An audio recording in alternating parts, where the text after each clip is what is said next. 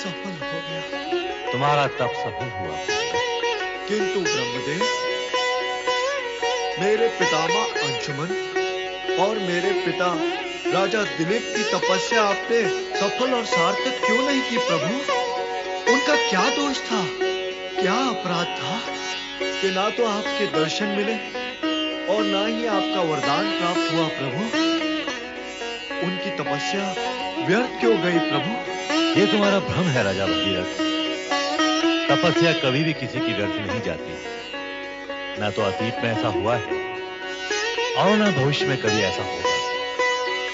तुम्हारे पिता और पितामह ने जो तपस्या की है वो व्यर्थ नहीं जाएगी।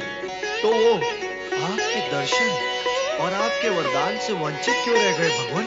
भगीरथ, यदि तीर्थ स्थल दूर हो और यात्रा लंबी हो तो उसे पूर्ण करने में समय लगता है। ठीक उसी भांति जैसे कि पाप की गठरी बड़ी और भारी हो तो उसे खोलने और बिखेरने में समय लगता है। मेरा अभिप्राय समझ रहे हो ना भगीरथ? नहीं ब्रह्मदेव, मैं कुछ समझा नहीं। प्रयत्न करो। ज्ञान और समझ से प्राणी सत्य के समीप पहुंचता है और सत्य यह है कि पूर्वजों के सत्कर्मों का पुण्य और दुष्कर्मों का पाप उनकी संतान को प्राप्त होता है। तुम्हारे पिता और उनके पितामह के पूर्वजों ने जो दुष्कर्म किए उसका दुष्परिणाम तुम्हारे पिता और पितामह को भुगतना पड़ा और उनकी तपस्या सफल नहीं हुई।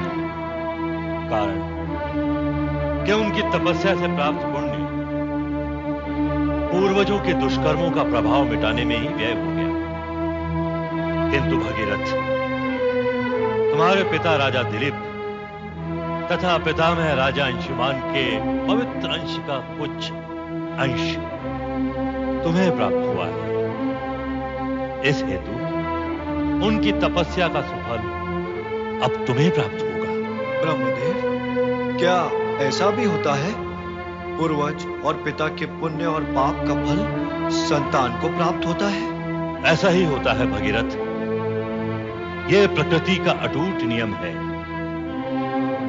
और तुम्हारे वंश में घटी घटनाएं इस अटूट नियम का प्रत्यक्ष प्रमाण है। जो व्यक्ति इस अटूट नियम से परिचित होता है वो कभी दुष्कर्म नहीं करता।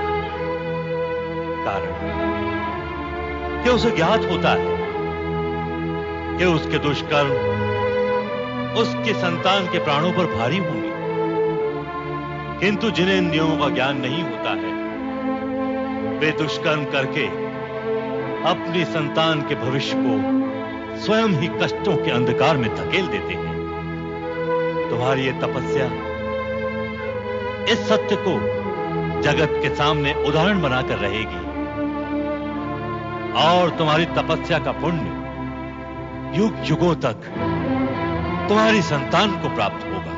तो ब्रह्मदेव, प्रकृति का यह अटूट नियम क्या युगों तक चलता रहता है? निश्चित रूप से चलता है भगीरथ। प्रलय तक तथा प्रलय के पश्चात, उसके पश्चात के प्रलय तक।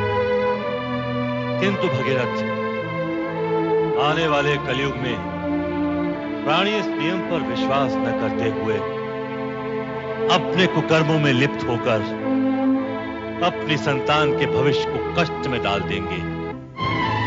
संतान को जो असाध्य कष्ट होंगे वे उसका कारण ढूंढते रहेंगे किंतु उसका निदान नहीं पा सकेंगे और इस परिणाम पर भी कभी नहीं पहुंच सकेंगे कि संतान को जो कष्ट मिले हैं उनका कारण उनके स्वयं के पाप कर्म हैं। जो प्राणी इस सत्य और नियम का ज्ञान और ध्यान रखते हुए सत्कर्म करेगा उसकी संतान भी सुख और समृद्धि से पूर्ण